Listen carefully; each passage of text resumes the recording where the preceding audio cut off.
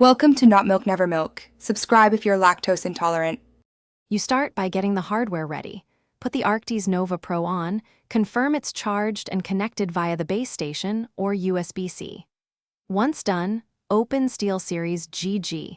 This app is required to access the ANC control if your base firmware surfaces that option. Make sure the app detects the headset in the top bar. If it doesn't, replug the cable and wait. You're initiating the only supported path to engage full noise canceling controls through both device and software. You now enable noise canceling. In SteelSeries GG, go to the Device tab and pick your Arctis Nova Pro. Then locate Active Noise Cancellation and flip the toggle to on. This sets the firmware state.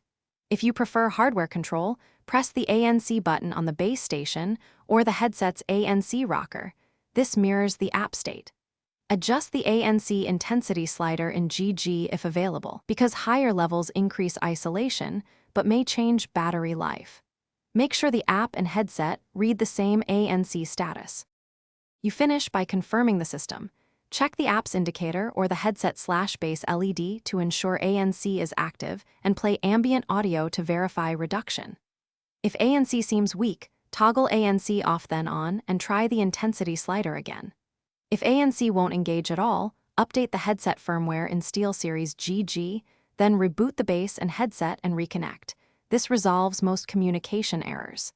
If problems persist, swap USB ports and repeat the firmware step before contacting support. Thanks for watching. If this was helpful, leave a like and consider subscribing. See you next time.